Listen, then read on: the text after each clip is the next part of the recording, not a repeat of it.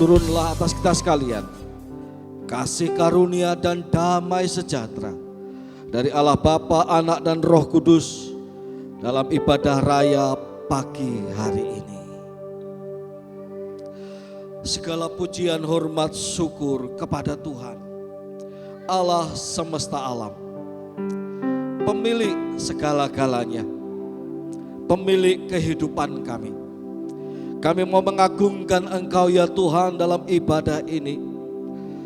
Mari kami rindu berjumpa dengan Engkau, ada dalam hadirat-Mu dan merayakan dan menikmati hadirat-Mu yang memulihkan dan mengubahkan itu. Hadirat-Mu yang penuh dengan sukacita itu.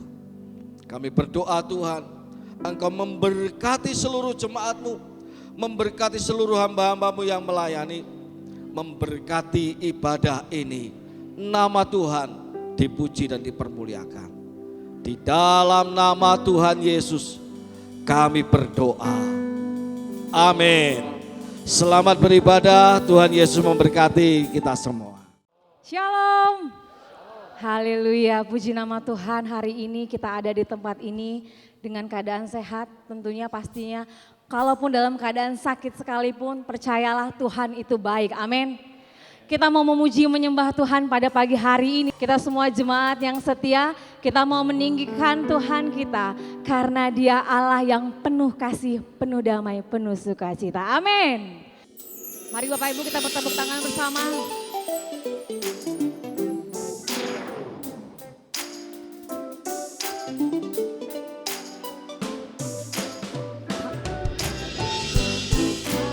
Satu penuh kasih, dua penuh hikmat, tiga penuh kuasa.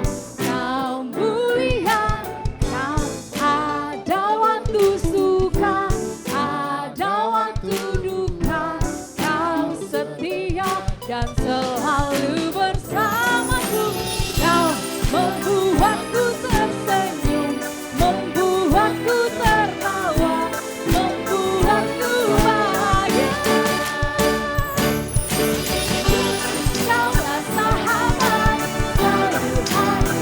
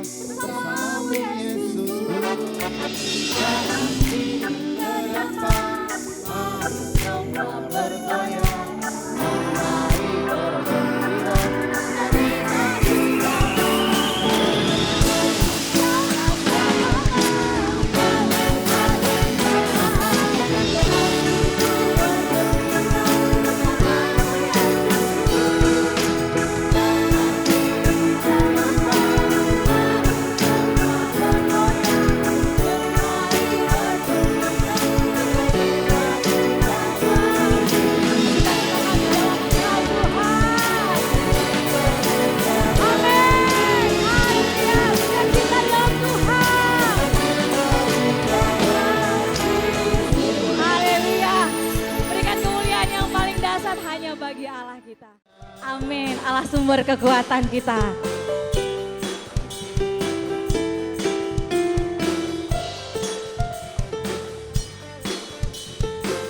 Mari kita katakan, hanya Kau milikku di surga. Hanya Kau milikku di surga. Tiada yang ku ingini di bumi, hanya Kau. Aku andalkan kekuatanku, namun yang pasti dan tetap selamanya Allah sumber kuatku, Allah sumber kuatku, Allah sumber kuatku dan bagianku selamanya.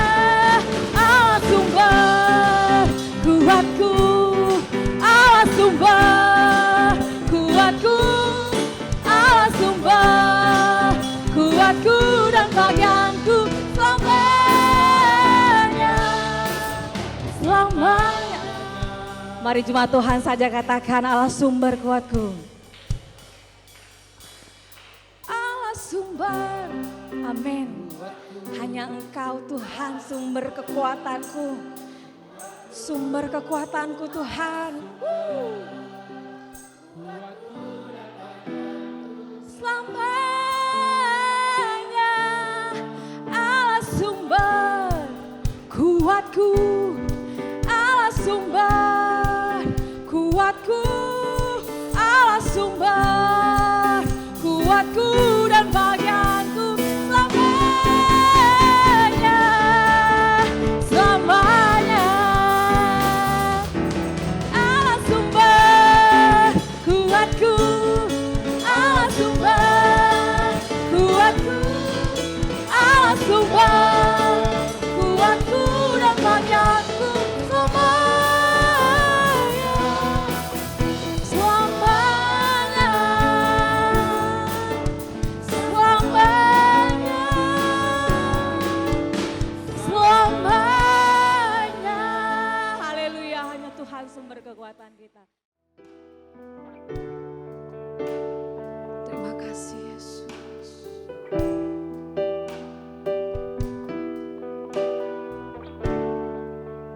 Sama-sama kita katakan, di dalam kelemahanku sempurna kuasa-Mu. Hebatnya tantanganku, lebih hebat Tuhanku. Ku berserah kepadamu yang membelah laut, yang teduhkan badai, yang mustahil pun terjadi karena kuasa-Mu yang pegang hidupku, yang buka jalan bagiku.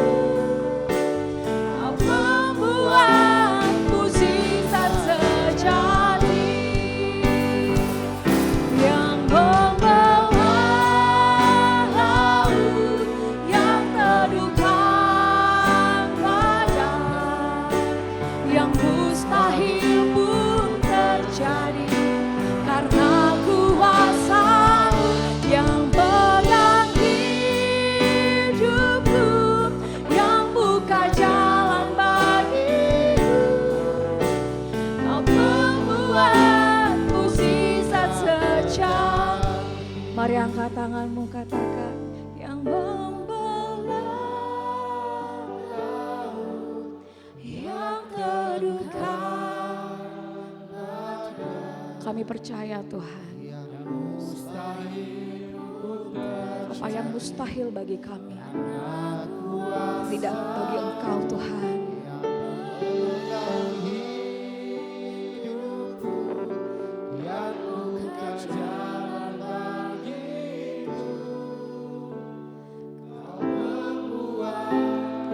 undang jemaat Tuhan untuk berdiri. Yang yang terdukan pada yang mustahil pun terjadi karena kuasa-Mu yang pegang hidupku, yang buka jalan bagiku. Kau pembuat mukjizat sejati, Kau pembuat mukjizat sejati Tuhan. Kau pembuat mukjizat sejati. Kami memasuk ruang Maha Kudus-Mu Tuhan.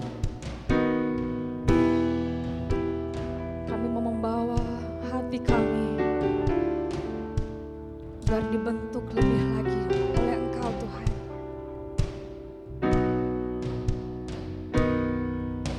Ku masuk ruang Maha Kudus dengan darah anak domba. Amin. Kami mau masuk dengan hati kami yang tulus Tuhan. Haleluya.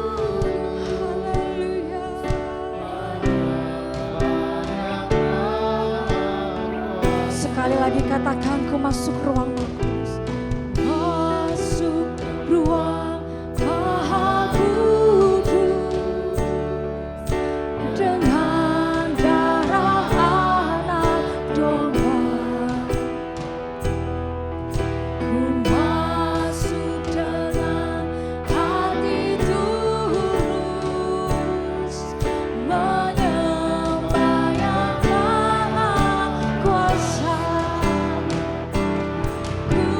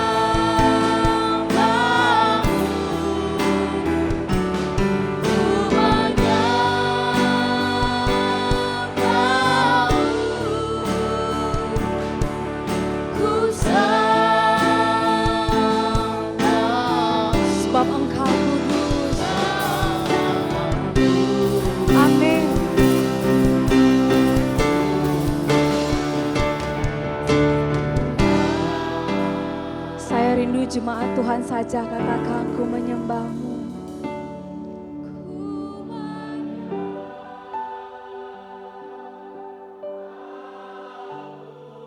Ini kami Tuhan, kami mau menyembahmu Tuhan.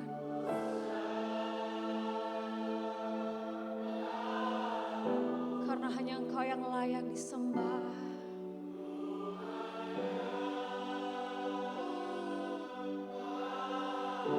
Amin.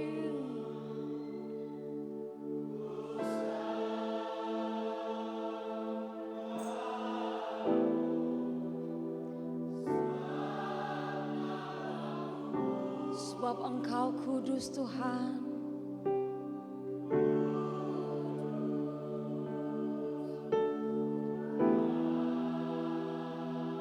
Sebab namamu kudus. Sebab namamu kudus. Kudus Tuhan. Sekali lagi katakan sebab namamu kudus. Sebab namamu kudus. Kudus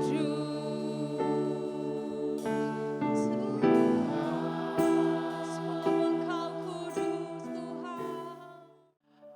Haleluya. Haleluya. Terima kasih Bapa. Terima kasih untuk kasih-Mu yang luar biasa. Engkau merelakan putra-Mu untuk mati bagi kami. Terima kasih Tuhan Yesus. Engkau rela tubuh-Mu dihancurkan. Rela mati bagi kami supaya kami Engkau benarkan. Terima kasih Bapa Roh Kudus. Yang Kau berikan dalam hati kami supaya bersama-sama menyembah Engkau di dalam roh dan kebenaran. Terima kasih Bapa, kami ucap syukur untuk kasih setia dan kehadiran pada pagi ini. Terima kasih Tuhan Yesus. Saat ini kami siap untuk mendengar firman-Mu. Roh Kudus bekerja dan sehingga kami dituntun baik yang menyampaikan maupun mendengarkan memahami kebenaran-Mu. Di dalam Tuhan kami Yesus Kristus. Haleluya. Amin. Ya, puji Tuhan, pada pagi ini kita akan belajar satu bagian firman Tuhan dengan subtema yang diberikan untuk gereja kita untuk minggu ketiga bulan ini dengan judul Iman, Roh Kudus dan Mukjizat yang diambil dari Galatia pasal 3 ayat 1 sampai ayat 5. Nah, supaya kita memahaminya bersama-sama, saya minta kita bersama-sama membacakannya bersamaan dari ayat 1 sampai ayat 5. Silakan dibuka di Alkitab masing-masing. Atau bisa juga kalau yang tidak bawa bisa baca layar di depan. Mari kita mulai. Galatia pasal 3, 1, 2, 3 ayat 1. Hai orang-orang Galilea yang bodoh, siapakah yang telah mempesonakan kamu? Bukankah Yesus Kristus yang disalibkan itu telah dilukiskan dengan terang di depanmu? Hanya ini yang hendakku ketahui daripada kamu. Adakah kamu telah menerima roh karena melakukan hukum Taurat atau karena percaya Injil? Adakah sebodoh itu kamu telah mulai dengan roh dan maukah kamu sekarang mengakhirinya dalam daging? Sia-siakah semua yang telah kamu alami sebanyak itu? Masa akan sia-sia?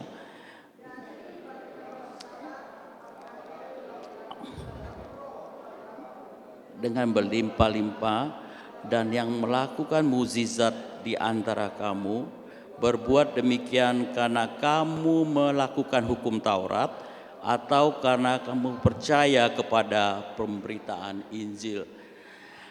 Dari pembacaan Galatia pasal 3 ayat 1 sampai 5, saya yakin kita semua membacanya, kita memahaminya sudah. Bahwa di situ ada Paulus menekankan adanya suatu pertentangan antara percaya dengan kasih karunia yaitu Injil dan juga melakukan hukum Taurat. Sehingga kita juga perlu tahu lebih detail mungkin pada pagi ini kita bersifat lebih sangat mendasar sebagai iman percaya kita berbicara tentang iman, Roh Kudus dan mukjizat. Kita tahu bahwa kita sedikit background yang sudah kita dengar dalam ibadah sebelumnya, sudah ada hamba Tuhan mengatakan bahwa memang di jemaat di Galatia adalah jemaat semuanya awalnya adalah semua orang percaya di luar orang Yahudi.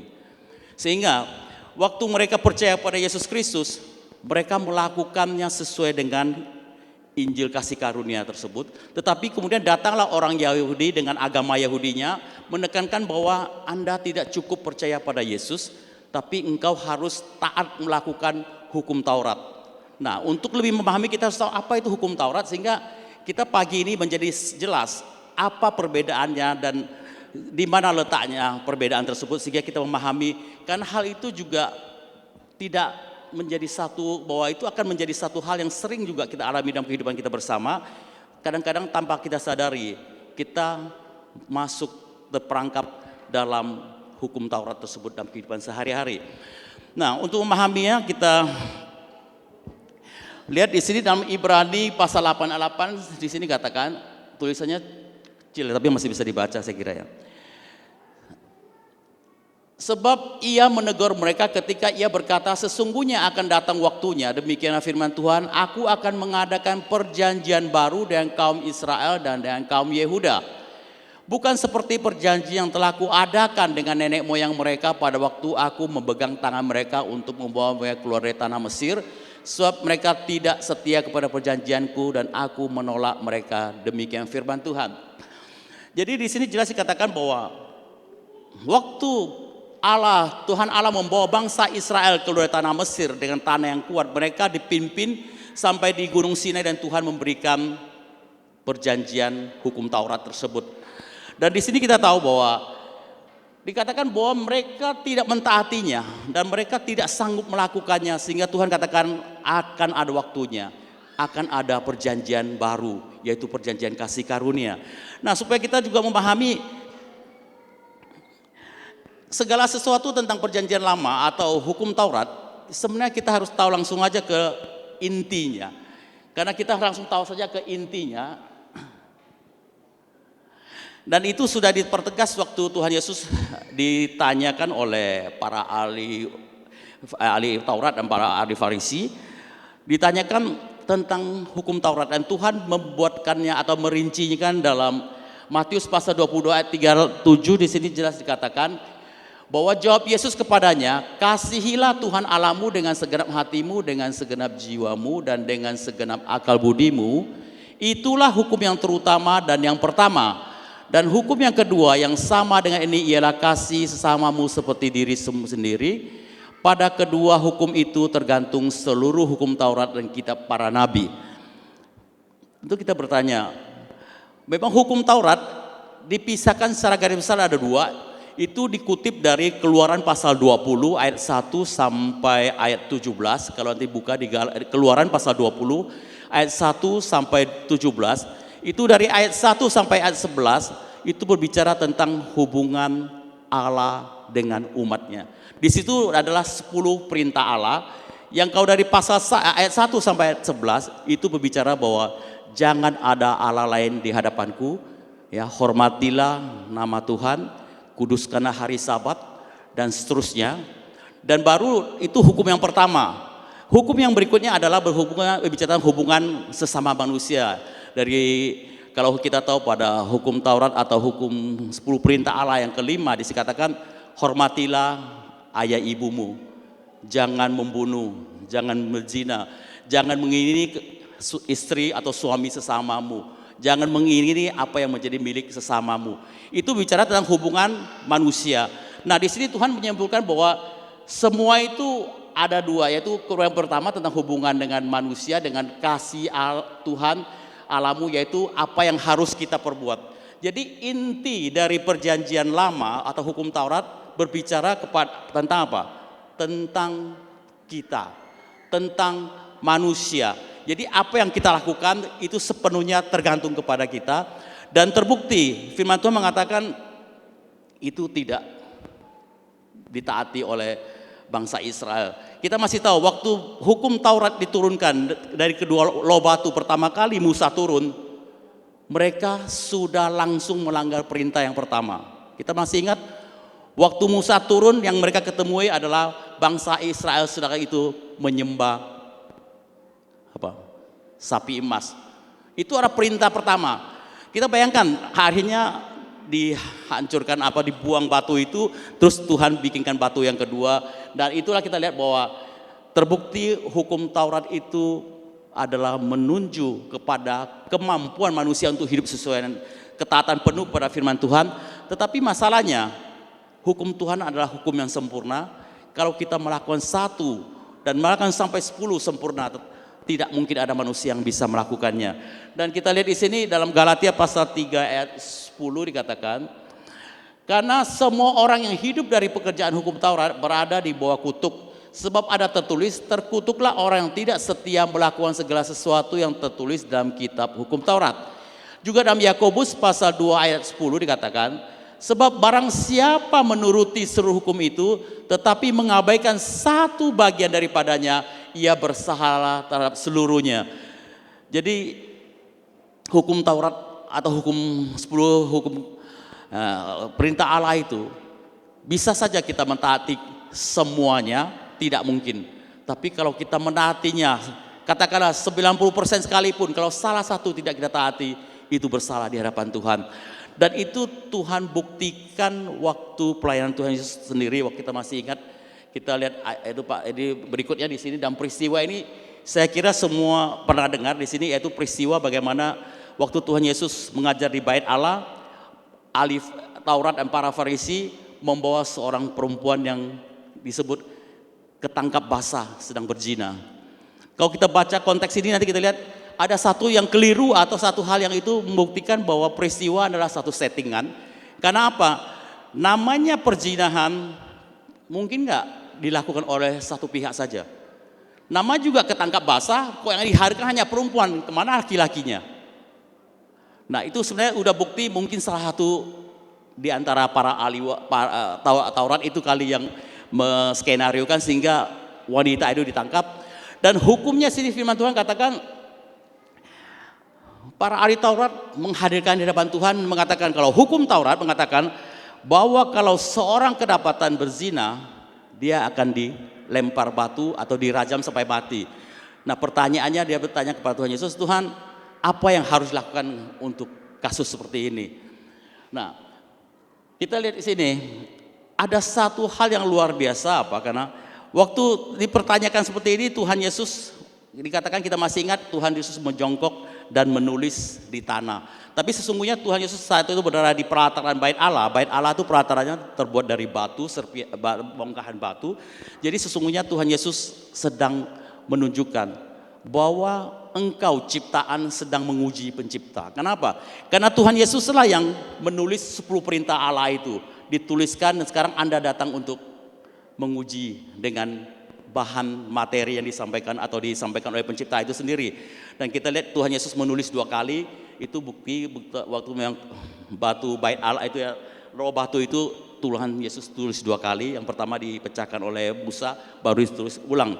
Tapi ada yang menafsirkan bahwa kenapa Tuhan Yesus berlutut dan menulis, karena dia tidak mau lihat perempuan yang mungkin pakainya sudah sangat minim, tapi sebenarnya yang benar adalah Tuhan Yesus sedang menulis, mengatakan bahwa akulah sesungguhnya yang menulis 10 perintah Allah itu.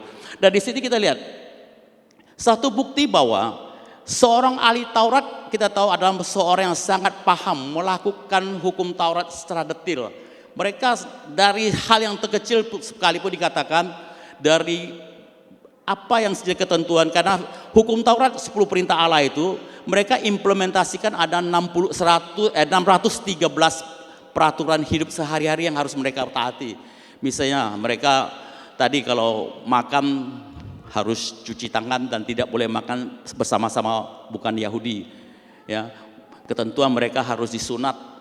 Ya, kalau orang mau masuk agama Yahudi harus disunat. Tapi kalau di sini kita lihat bahwa semua itu dilakukan, ada satu gambaran yang akan datang, yang akan disempurnakan oleh Kristus Yesus. Nah kita lihat pada waktu itu Tuhan katakan, ada satu pertanyaan yang sangat masih kita ingat. Tuhan katakan, barang siapa di antara engkau yang tidak berdosa, engkaulah yang pertama akan melemparkan batu kepada wanita itu. Nah di situ membuktikan seorang ahli Taurat pun secara hati nuraninya dia tahu. Walaupun dia taat hukum Taurat, tapi dia tahu dia tidak sempurna. Dia juga tidak berani untuk melakukan pelemparan batu itu, karena dia tahu dia adalah orang yang tidak sempurna dan dia bukan orang yang tidak berdosa. Membuktikan hukum Taurat tidak akan bisa membuat orang sempurna. Karena hukum Taurat itu adalah satu parameter, satu ukuran untuk membuktikan, untuk jadi cerminan manusia bahwa engkau benar atau tidak. Perhatikan di hukum Taurat itu. Anda lakukan 1, Anda lakukan 2, Anda lakukan 9, kalau salah 1 Anda tetap salah. Tapi di sini ayat 11 itu bicara tentang kasih karunia. Jawabnya, tidak ada Tuhan. Lalu kata Yesus, aku pun tidak menghukum engkau, pergilah dan janganlah berdosa lagi mulai dari sekarang. Kita perhatikan perbedaan yang sangat mencolok antara hukum Taurat dengan hukum kasih karunia. Di sini Tuhan Yesus katakan,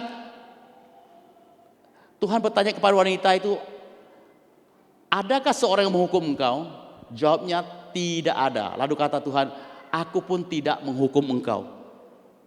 Dan baru dikatakan, jangan berbuat dosa lagi mulai dari sekarang. Ini inti dari hukum kasih karunia, yaitu kita diampuni dulu, baru kita dimampukan untuk melakukan sesuai dengan hukum Taurat tersebut. Sebab kalau manusia, lain lagi, kalau kita manusia baik dalam hubungan masyarakat, suami istri, orang tua, menantu dengan mertua, dalam hubungan masyarakat, kita selalu mengatakan, aku akan mengampuni engkau kalau engkau tidak melakukan atau mengulang perbuatan yang salah. Betul begitu? Kita selalu akan mengampuni dengan syarat. Itu sebenarnya kita sedang berbicara tentang hukum Taurat.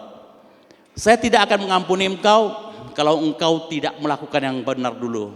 Kalau engkau melakukan yang benar, baru saya ampuni. Itu adalah konteks manusia, yaitu hukum Taurat itu sendiri. Walaupun kita sebagai orang percaya, kadang-kadang tanpa sadar kita malas masih melakukannya. Betul nggak seperti itu? Tapi firman Tuhan yang benar adalah kita harus menyadari bahwa sesungguhnya setiap dari kita telah diampuni untuk segala dosa pelanggaran kita. Dan pada saat kita menyadari itu, kita akan dimampukan untuk mengasihi sesama kita, terlebih mengasihi Tuhan Allah kita dengan segenap hati dan segenap kekuatan kita.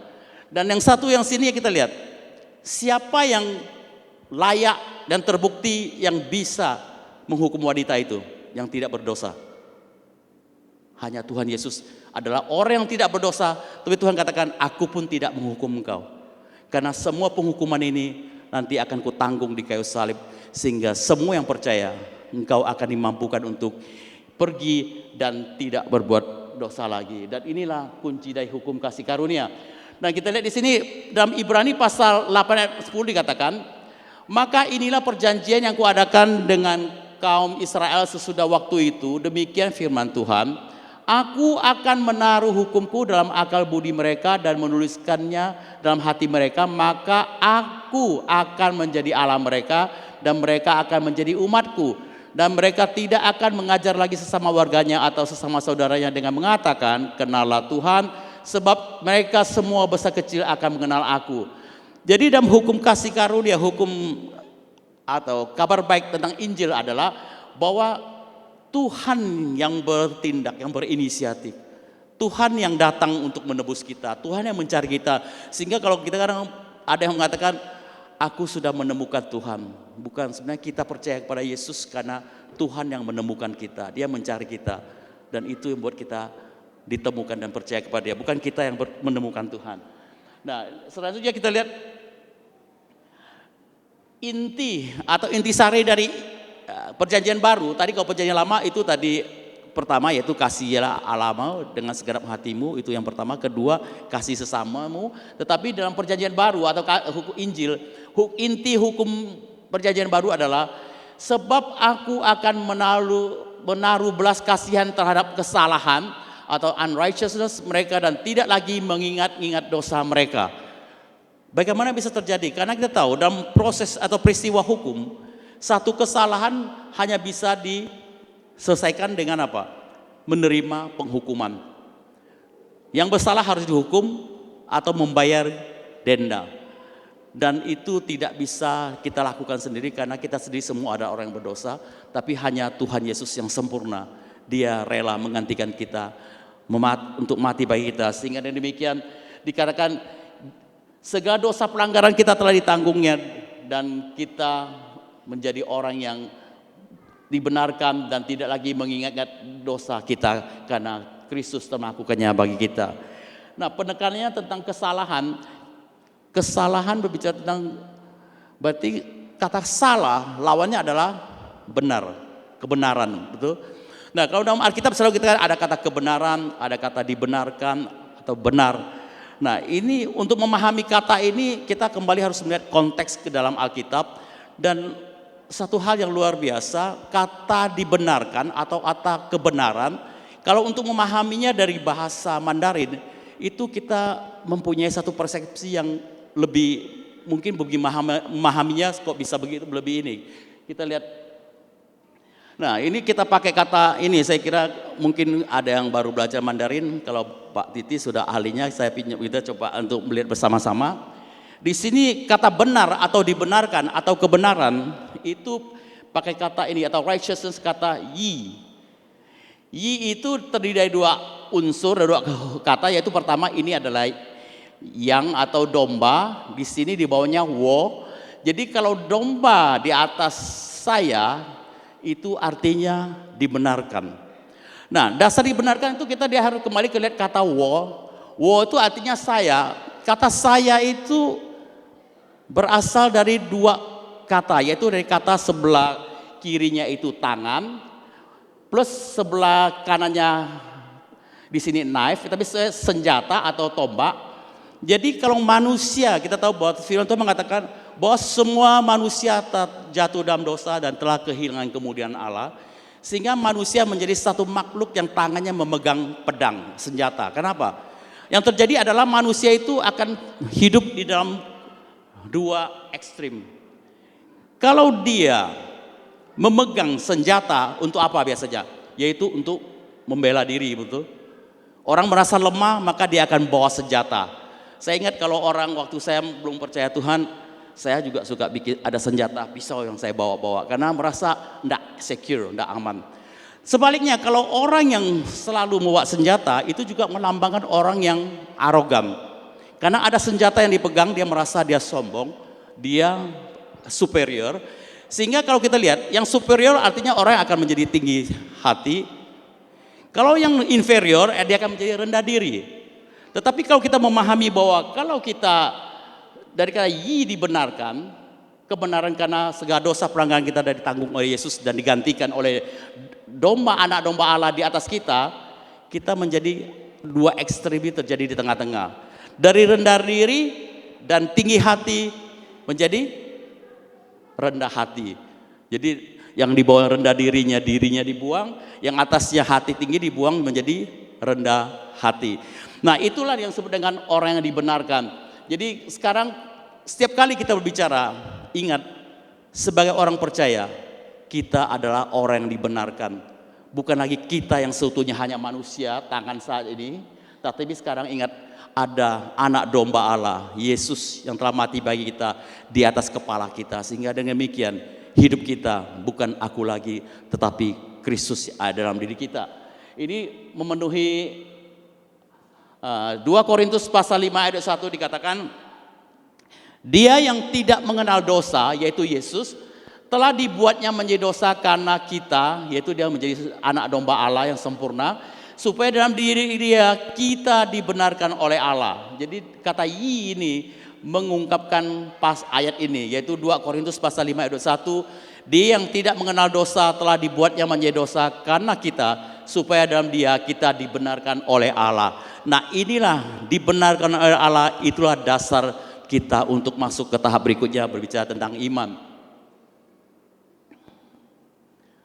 Nah, ini tambah satu lagi Pak Titi ya, dari sini.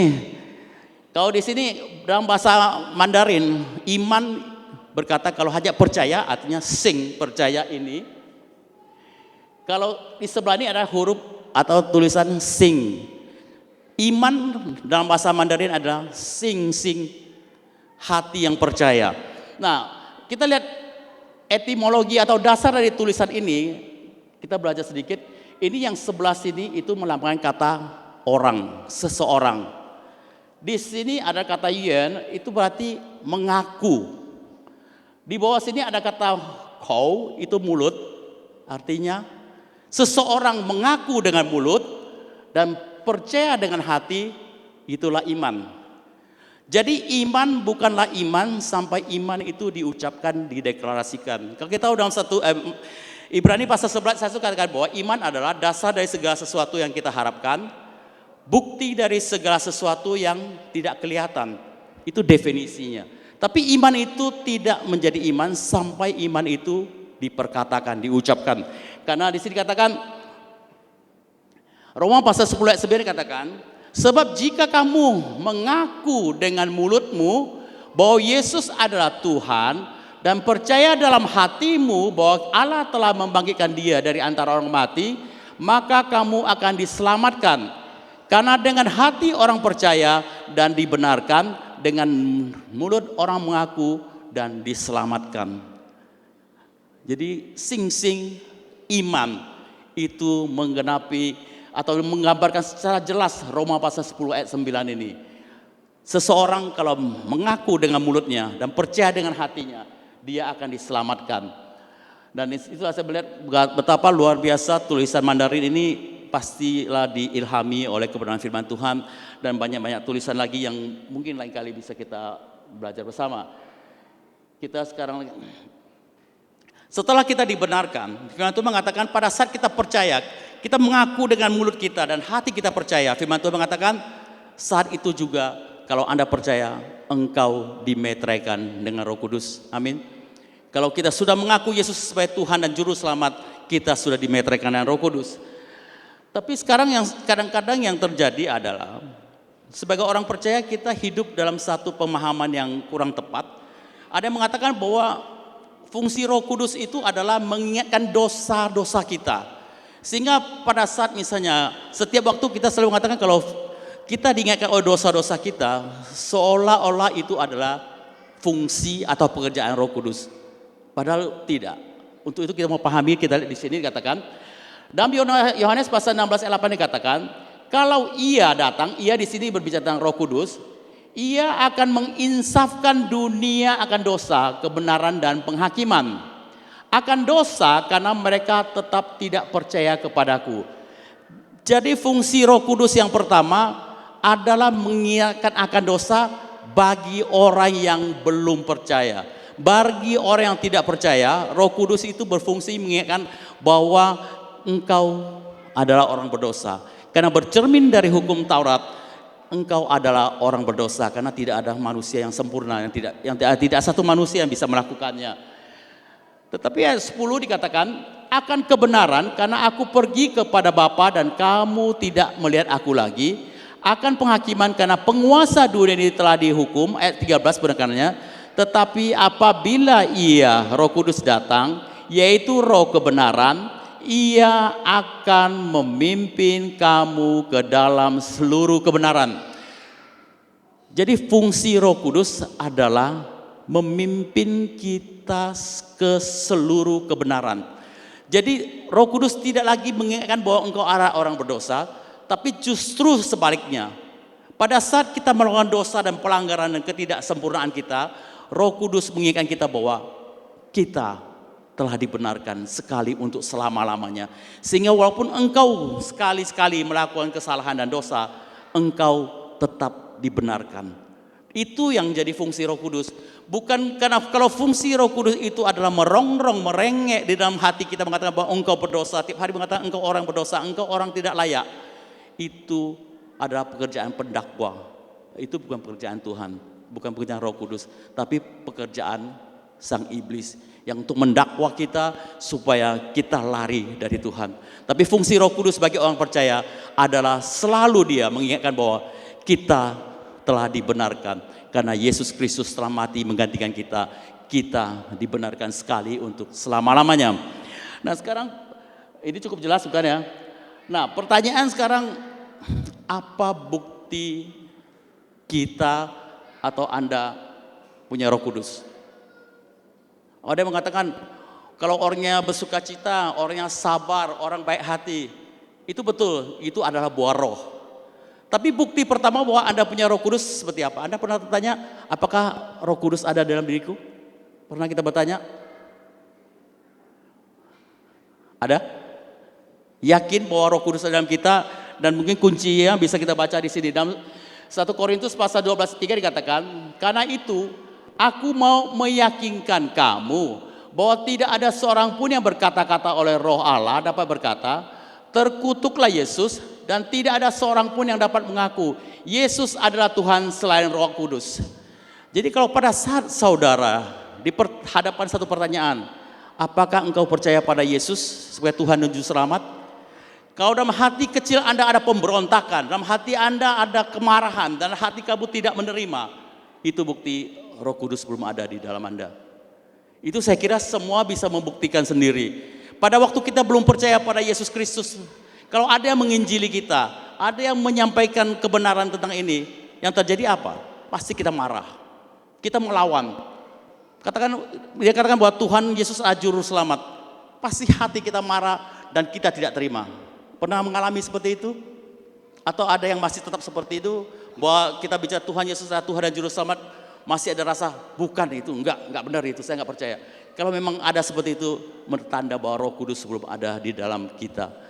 Tapi kalau kita setiap kali menggunakan firman Tuhan dan mengatakan iya dan amin, benar Tuhan engkaulah Tuhan dan engkau Juru Selamatku, dan kita mengatakan amin dan mengakui ya setiap firman Tuhan disampaikan, dan setiap kali disampaikan pertanyaan kepada Anda, itu bukti Roh Kudus sudah ada di dalam Anda. Amin. Itu bukti yang sangat dasar. Nah, kita lihat dalam perjanjian baru, Tuhan katakan mengapa sangat penting, karena ini ada satu prinsip baru yang Tuhan sampaikan, yaitu kita mau baca di dalam Ibrani pasal 10 ayat 19. Jadi saudara-saudara, oleh darah Yesus kita sekarang penuh keberanian masuk ke dalam tempat kudus. Tempat kudus di sini harusnya kalau dalam bahasa Inggrisnya bukan tempat kudus, tapi the holiest, tapi ada ruang maha kudus. Karena kita tahu bait Allah dilambangkan itu, tempat kudus itu ada dibagi tiga sekat. Sekat yang paling dalam itu ruang maha kudus, sekat satunya ini ruang kudus, dan yang satu lagi pelataran luar. Jadi untuk masuk ke ruang yang maha kudus, saya ingatkan lagi, kita selalu mendengar bahwa itu hanya dilakukan oleh imam besar sekali setahun untuk menebus dosa pelanggaran bangsa Israel, dan itu hanya boleh dilakukan setahun sekali dan hanya oleh imam besar agung. Tetapi di dalam ayat 20 dikatakan, karena ia, Yesus sendiri, telah membuka jalan yang baru, ya, dan yang hidup bagi kita melalui tabir, yaitu dirinya sendiri. Sekarang kita masuk ke lebih dalam tentang bagaimana untuk, seperti firman Tuhan tadi kita sudah tahu berbicara tentang iman, ya sudah, kita bicara tentang Roh Kudus, sedang kita bicara tentang mukjizat. Nah ini sepertinya satu materi yang pokok yang sangat berat, sehingga karena kita mengalami bahwa sepertinya sesuatu yang langka, sudah sulit kita ketemukan. Tapi kita lihat di sini, kita melihat dasarnya dulu, pemahamannya lagi. Di sini katakan, karena ia telah membuka jalan yang baru dan yang hidup bagi kita melalui tabir, yaitu dirinya sendiri. Tadi sudah kita katakan bahwa ruang maha kudus hanya boleh dimasuki oleh imam besar agung setahun sekali. Dan kalau dia masuk dengan tidak layak, dia akan mati. Tetapi firman Tuhan mengatakan, tabir atau tirai yang memisahkan itu adalah dilambangkan oleh Kristus sendiri, yaitu dikatakan melalui tabir, yaitu dirinya sendiri. Waktu Tuhan Yesus disalibkan dan pada jam 3 sore dia katakan sudah selesai, saat itu juga di bait Allah ditiupkan sangkakala dan mereka mempersembahkan korban bakaran yang kedua, ya, korban bakaran sore. Saat itu juga dikatakan tabir bait Allah terbelah dua dari atas ke bawah, yang membuktikan itu pekerjaan Tuhan, sehingga tabir itu dibuka. Sekarang dengan darah anak domba, kita yang telah dibenarkan, sekarang kita punya hak akses penuh untuk masuk ke hadirat Allah, untuk menyembah Dia, untuk memuji Dia, tanpa lagi harus diwakili oleh imam besar agung. Dan ini adalah satu tujuan, satu jalan yang Tuhan sediakan, ini disebut dengan jalan yang baru dan hidup. Nah, kita perhatikan di sini. Ia telah membuka jalan yang baru. Kata baru di sini dipakai kata prosfatos, bahasa Yunaninya. Ini kita coba lihat lebih jauh. Seharusnya kalau kata baru dalam bahasa Yunani yang sering dipakai adalah kata neo, bukan? Kenapa tidak pakai kata neo? Nah, untuk itu kita lihat di sini dalam penjelasan kamus Yunani dikatakan neo atau neos definisinya adalah recently born, young, youthful, new. Jadi sesuatu yang baru dibuat, sesuatu yang baru, jadi sesuatu yang baru lahir, itu dipakai kata new. Tetapi kenapa untuk kata prosfatos itu punya pemahaman yang lain. Satu, Tuhan pilih secara istimewa. Di sini katakan prosfatos itu satu kata sifat yang artinya adalah lately slaughter, freshly kill. Kok pakai itu? Berarti baru yang di sini adalah baru disembeli, jadi masih segar. Jadi pada waktu ini kita bayangkan pada saat ini aplikasinya bagaimana? Jadi pada saat kita masuk dalam khususnya perjamuan kudus, kita diarahkan untuk mengingat bahwa kita membayangkan sebenarnya saat itu kita sedang menyaksikan Tuhan Yesus sebagai anak domba yang mati bagi kita, prosesnya masih segar. Bukan kita membayangkan kejadian 2000 tahun yang lalu, tapi karena Tuhan tidak dibatasi waktu, kita membayangkan, melihat bahwa sesungguhnya saat kita mengambil roti perjamuan, kita membayangkan bahwa Tuhan Yesus baru disembeli, masih segar. Jadi makanya mengapa pakai kata prosfatus, sehingga bukan lagi sesuatu sejarah, tetapi satu yang realita sesuai dengan waktu kita, karena Tuhan tidak dibatasi waktu.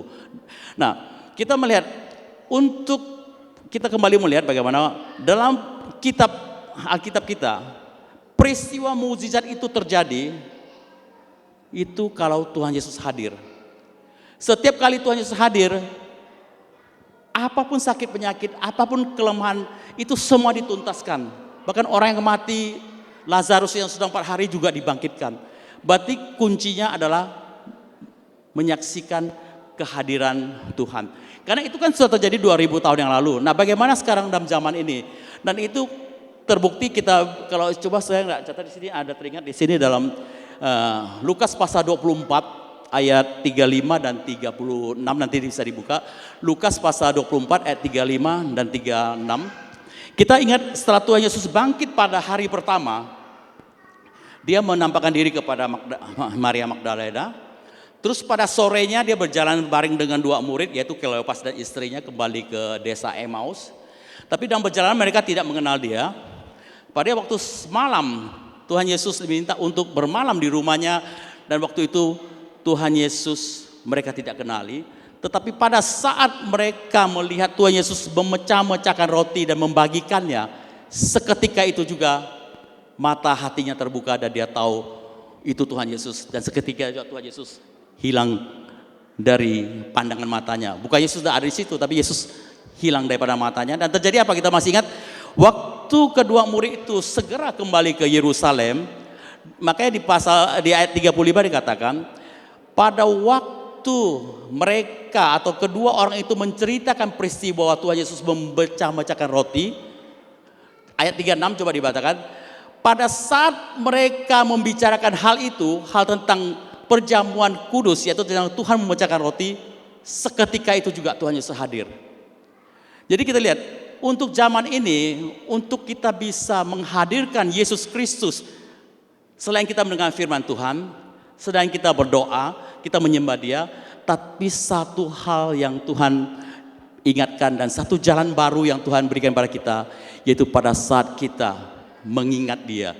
Masih ingat kalau kita Tuhan, pada kita ambil roti perjamuan, Tuhan katakan, ini adalah apa? Sebagai peringatan akan aku.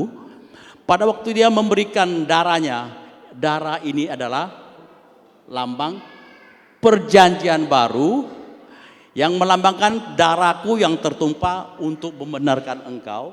Sehingga kalau pada saat kita masuk dalam prosesi saat itu, sungguh-sungguh Yesus hadir. Nah, kalau sungguh Tuhan kita, Yesus lahir di tengah-tengah kita, di tengah-tengah ibadah kita, di tengah-tengah di mana kita mengambil roti perjamuan dan tubuh yaitu darah perjamuan kudus, Tuhan Yesus hadir dan terjadi apa? Mujizat pasti terjadi. Ada sesuatu yang luar biasa terjadi. Mungkin kita belum menyaksikannya, tapi kita jangan malu untuk melihat bagaimana gereja-gereja tertentu yang mereka melakukannya dengan intens, dengan pemahaman yang benar tentang perjamuan kudus. Di gereja tersebut terjadi mujizat. Kesembuhan terjadi, terobosan-terobosan terjadi. Dan itu bukan sesuatu yang bukan sesuatu yang tidak lazim. Mungkin bagi gereja tertentu tidak lazim karena tidak memahami dan tidak mempraktekkannya. Tapi untuk itu saya kira menjadi kerinduan kita mau bawa tubuh Kristus yang telah terpecah, yaitu tabir tubuhnya yang terbelah, membuka kesempatan kita untuk masuk ruang kudus, langsung menghadap Dia. Pada saat kita berhadapan dengan Tuhan, Tuhan katakan, karena darahku telah tertumpah untuk membenarkan engkau. Jadi kita sekarang bukan lagi aku yang tangan memegang senjata, seorang yang selalu bisa satu sisi ekstrim kiri kita orangnya inferior, atau ekstrim kanan kita menjadi seorang yang arogan, yang superior, tapi kita berada di tengah-tengah sebagai orang yang rendah hati, karena Yesus Kristus, darah anak domba Allah, darah yang telah membenarkan kita, dan tubuhnya yang terpecah bagi kita, membuka akses untuk kita menghadap Allah dan Tuhan kita. Kita lihat sekarang, maka sebagai penutup kita lihat 1 Petrus pasal 2 ayat 4 katakan, Ia sendiri telah memikul dosa kita di dalam tubuhnya di kayu salib, supaya kita yang telah mati terhadap dosa hidup untuk kebenaran, oleh bilu-bilunya kamu telah sembuh. Di sini kalau kata hidup untuk kebenaran itu agak sedikit kurang pas. Kalau untuk hidup kebenaran berarti kita berusaha hidup dengan hidup kita yang benar, kita kembali baru dilayakkan. Tapi seharusnya di sini adalah dalam terjemahan King James-nya harus ini, should live unto righteousness. Jadi kita harus ingat bahwa kita hidup hari ini, kita hidup dalam kebenaran. Dalam arti kita telah dibenarkan. Bukan kita supaya berusaha hidup untuk menjadi benar. Karena kalau kita berusaha hidup untuk menjadi benar, itu berarti kita hidup dengan pola hukum Taurat. Berusaha dengan kekuatan kita, dengan kemampuan kita mendapat kelayakan untuk diberkati. Tapi firman Tuhan mengatakan seharusnya pemahamannya adalah kita telah dibenarkan, sehingga dikatakan oleh bilu-bilunya kamu telah sembuh. Dengan demikian kita coba simpulkan di sini bahwa yang dimaksud dengan iman tadi adalah iman bukanlah iman sampai iman itu diucapkan dengan hati, mengaku dengan mulut kita dan percaya dengan hati kita, dan itu baru jadi iman. Karena iman itu tidak bersifat pasif, tidak bersifat hanya satu definisi, tapi perlu peran aktif kita. Itu satu bukti kita percaya, yaitu kita mengucapkannya, mengakuinya, dan itulah inti dari hukum kasih karunia itu, yaitu bahwa semua itu kita lakukan bukan karena kita berusaha untuk membenarkan diri kita, tapi karena Kristus Yesus telah mati dan telah bangkit dan Dia telah membenarkan kita. Dengan demikian kita mengakui dengan mulut dan dengan hati kita percaya, itulah disebut dengan iman. Dan kalau kita melakukannya, Roh Kudus sudah ada di dalam diri kita. Tinggal kita bagaimana memberi keleluasaan Roh Kudus bekerja dalam hidup kita untuk memanifestasikan kuasanya dalam kehidupan kita, dalam pelayanan kita. Dan kita mau menyaksikan bahwa mujizat itu akan terjadi kalau Yesus Kristus hadir. Dan satu metode atau satu prosesi yang Tuhan ingatkan kita bahwa kalau untuk menyaksikan kehadirannya, untuk terjadi mujizat dalam hidup kita, yaitu kita selalu mengingat bahwa Dia telah menyelesaikan tugas pelayanannya, yaitu dengan mati dengan kita, bagi kita, menggantikan kita dengan tubuhnya yang terpecah, tabir telah dibelah, dan sehingga kita punya akses kepada Allah Bapa. Dan oleh tubuhnya juga telah menggantikan tubuh kita yang fana ini. Kalau kita sakit, kita lemah, kita ingat tubuhnya itu menggantikan tubuh kita. Sehingga tubuh kita seperti tubuh Kristus yang tidak akan mati, tubuh yang tidak lemah lagi. Dan masih ingat bahwa kunci dasarnya adalah darahnya untuk membenarkan kita. Di hadapan Tuhan saat ini kita semua adalah anak-anak Allah yang telah dibenarkan. Terlepas mungkin masih sana sini kita masih melakukan kesalahan ya, masih ada juga tingkat ketidaksempurnaan. Tapi satu kali lagi, kita dimampukan untuk hidup sesuai dengan kebenaran ini. Kalau kita ingat bahwa sesungguhnya semua dari kita adalah orang-orang yang berdosa. Orang yang berdosa. Tapi itu masa lalu. Yang sekarang kita adalah orang benar. Jadi jangan lagi kita mengatakan, maka saya selalu menekankan, kadang-kadang ada saudara kita kalau disuruh berdoa, berkata, Tuhan ampunilah kami orang berdosa. Jangan katakan itu lagi. Karena pada saat Anda sebagai orang percaya, Tuhan, katakanlah, Tuhan terima kasih Engkau telah membenarkanku dengan mati menggantikan aku. Sehingga Roh Kudus mengingatkan bahwa kita telah dibenarkan. Jangan lagi mengingat-ingat bahwa kita masih orang berdosa. Kalau kita berkata seperti itu, sebenarnya secara tidak sadar, kita tidak menghargai karya Kristus. Itu menjadi seperti orang ahli Farisi atau ahli Taurat. Setiap tahun mereka harus mempersembahkan korban untuk mengingatkan bahwa mereka berdosa dan harus diampuni. Tapi kalau setiap kali kita mengingat bahwa kita sebagai orang berdosa selalu mengucapkannya berulang-ulang, berarti kita meremehkan karya Kristus. Tuhan mengatakan bahwa aku sudah mengampuni engkau sekali untuk selama-lamanya, dan jaminan itu iya dan amin. Dan kita harus mengatakan amin. Jangan lagi mengulang sesuatu yang kelihatan sepele dan kita tanpa memahami kebenaran ini, sehingga kadang-kadang kita dengarnya agak risih. Engkau sudah dibenarkan kok, orang benar kok masih selalu mengatakan aku berdosa, Tuhan ampunilah aku orang berdosa. Setiap kali melakukan apa, Tuhan ampunilah aku orang berdosa.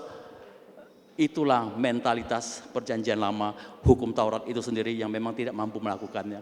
Dan kita tahu satu orang manusia yang bisa melakukannya, yaitu hanya Yesus Kristus. Pada waktu dia dihukum, dicambuk, dihancurkan, dia memikul salib, dan pada puncaknya Tuhan sudah selesai.